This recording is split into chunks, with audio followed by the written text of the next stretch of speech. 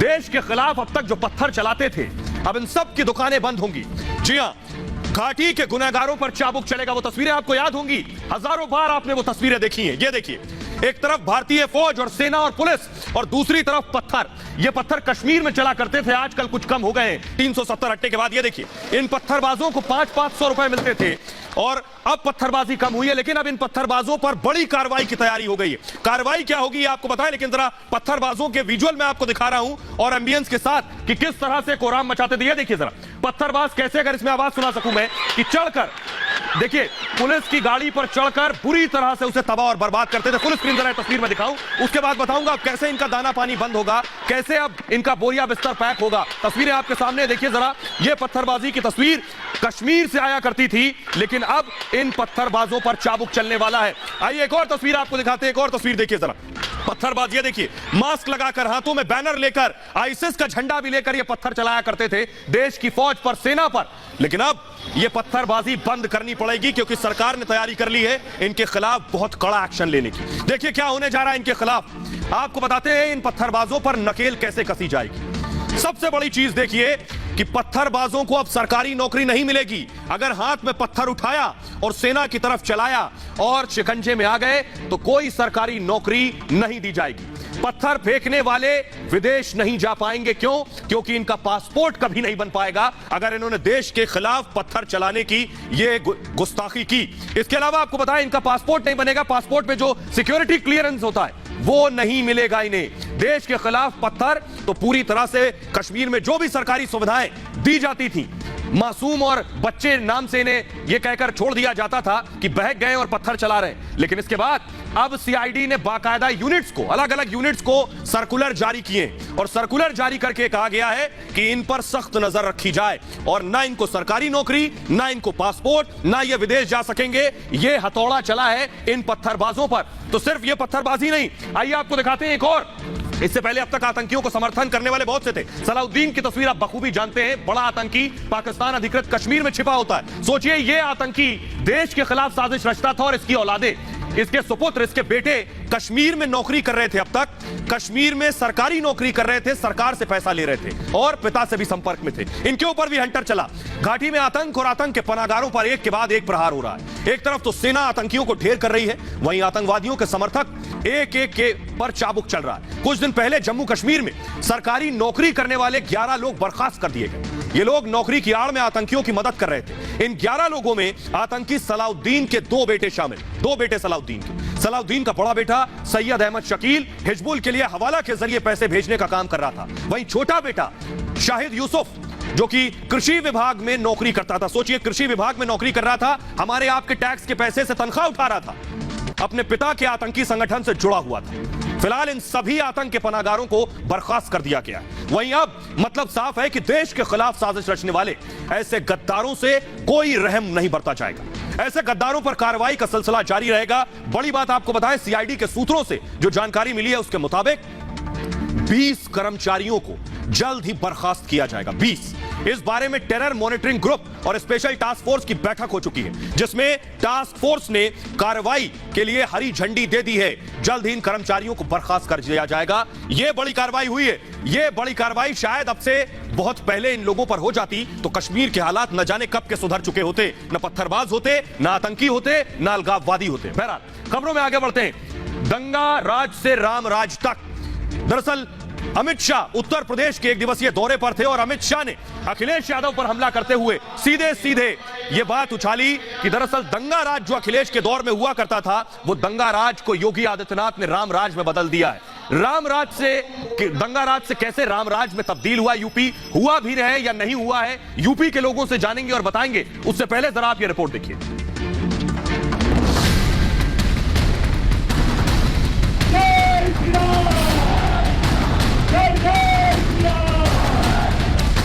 गर्व के साथ कह सकता हूं कि योगी आदित्यनाथ और उनकी टीम ने उत्तर प्रदेश के कानून और व्यवस्था को देश में सबसे आगे ले जाने का काम किया। जय जय श्री राम, जय जय श्री राम।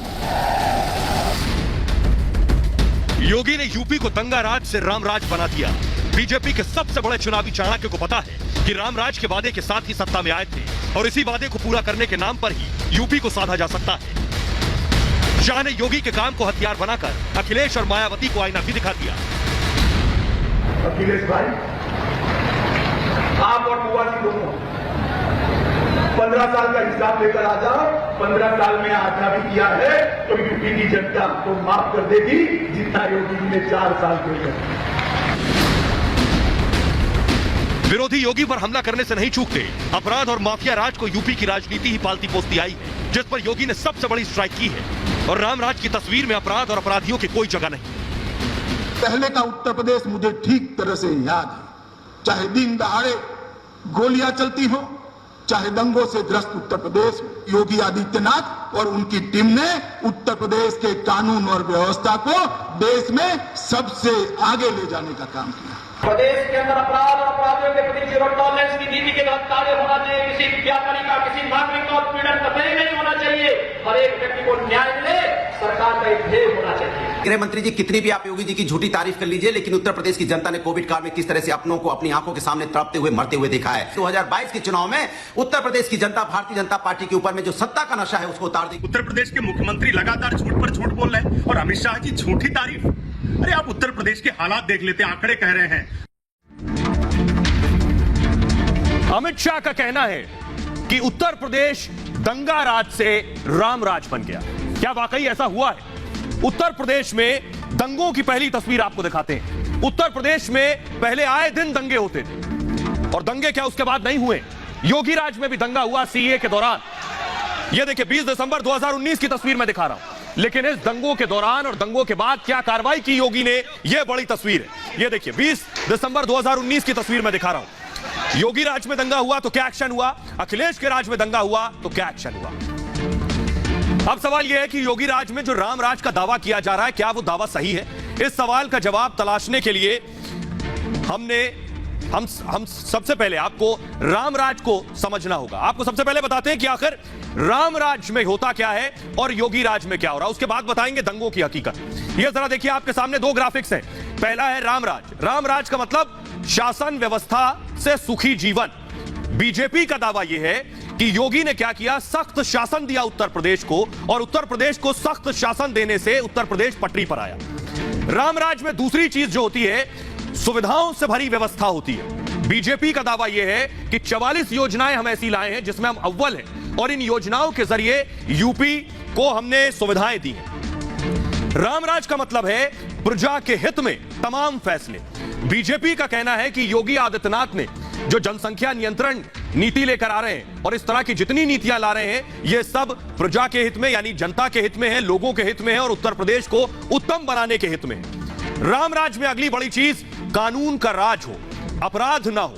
बीजेपी का कहना है और दावा है कि योगी आदित्यनाथ ने माफियाओं पर जो एक्शन लिया, अपराधियों पर जो कार्रवाई की है, उससे उत्तर प्रदेश में अब शांति और अमन कायम हुई है। इस तरह रामराज की तुलना योगी राज से की जा रही है। आइए अब आपको दिखाते हैं क्या वाकई दंगे खत्म हो गए, क्योंकि अमित शाह का कहना है कि दंगा प्रदेश हुआ करता था उत्तर प्रदेश, अब रामराज बन गया है। दंगों की हकीकत क्या है, यह मैं आपको दिखाने जा रहा हूं। पिछले साल आपको याद होगा, सीए प्रदर्शन के दौरान यूपी के कई शहरों में जोरदार हंगामा हुआ, हिंसा की साजिश रची गई। मेरठ से लेकर मुरादाबाद तक कानपुर भी हिंसा में भड़का। लखनऊ में भी सीए विरोधी प्रदर्शनकारियों ने 19 दिसंबर को प्रदर्शन कर बड़े पैमाने पर हिंसा की थी, लेकिन वक्त रहते मुख्यमंत्री योगी ने इस साजिश को पूरी तरह नाकाम कर दिया। योगी सरकार ने सीए एनआरसी कानून पर फैसला लिया, बड़ा फैसला लिया और हिंसा फैलाने वाले आरोपियों के खिलाफ कड़ी कार्रवाई की।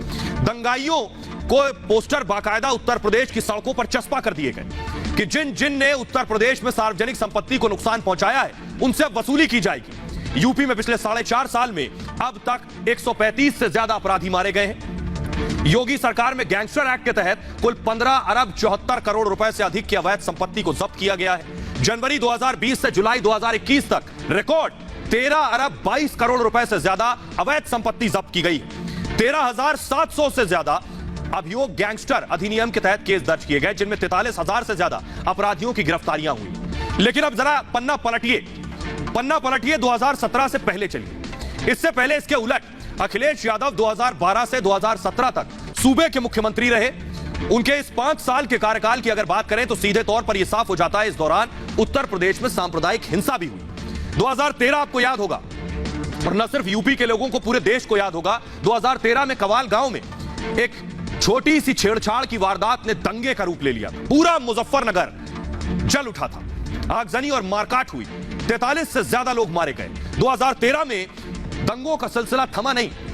साल 2013 में पूरे प्रदेश में 823 दंगों की वारदातें हुई। इनमें 133 लोगों ने जान गंवाई और 2269 से ज्यादा लोग घायल हुए। अगले साल 2014 की बात करिए, तब भी दंगे रुके नहीं, 644 वारदातें हुई। इन घटनाओं में कुल 95 लोग हताहत हुए। 2014 से 2015 के बीच सांप्रदायिक हिंसा में 17% की बढ़ोतरी हुई, 17%।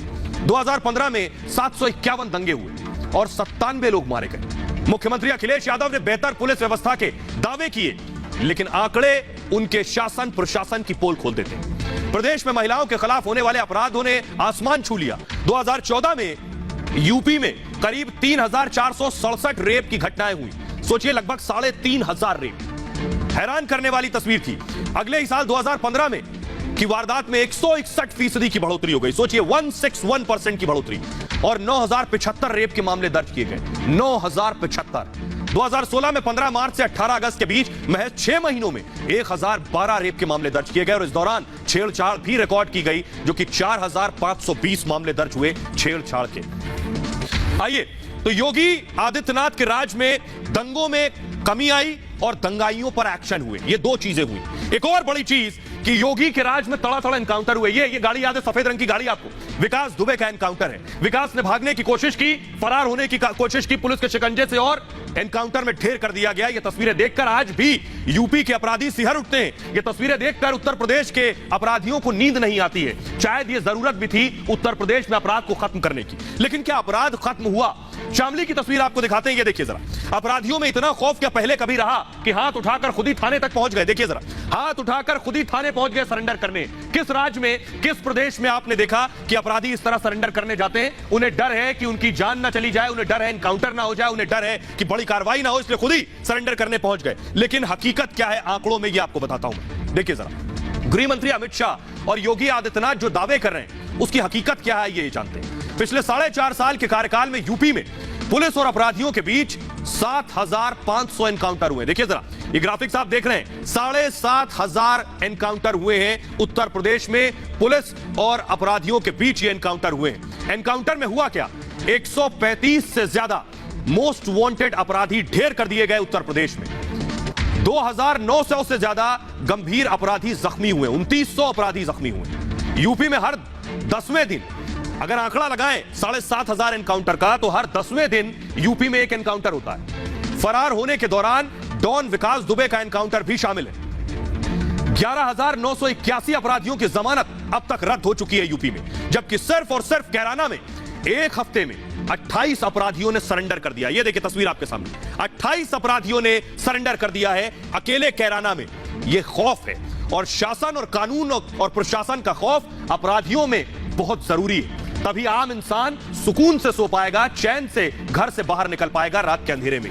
आइए अब आपको दिखाते हैं, सिर्फ अपराधी ही नहीं, उत्तर प्रदेश में माफियाओं का, बाहुबलियों का बोलबाला हुआ करता था। याद करिए वो दौर, माफिया और बाहुबली डंके की चोट पर चुनाव लड़ते थे, प्रचार करते थे, कैंपेन करते थे और जमीनें कब्जाते थे। ये और इनके गुर्गे उत्तर प्रदेश में आम लोगों की जमीनें कब्जा लेते थे। जो बेचारे कमजोर हैं उनकी जमीनों को कब्जाने की कोशिश करते थे अवैध तरीके से, और न सिर्फ कब्जाते थे बल्कि उस पर इमारत भी खड़ी कर देते थे, अपने आशियाने बना लेते थे। लेकिन योगी ने इन सारे अवैध आशियानों को, इमारतों को, गैर कानूनी कब्जे को बुलडोजर से गिरा दिया।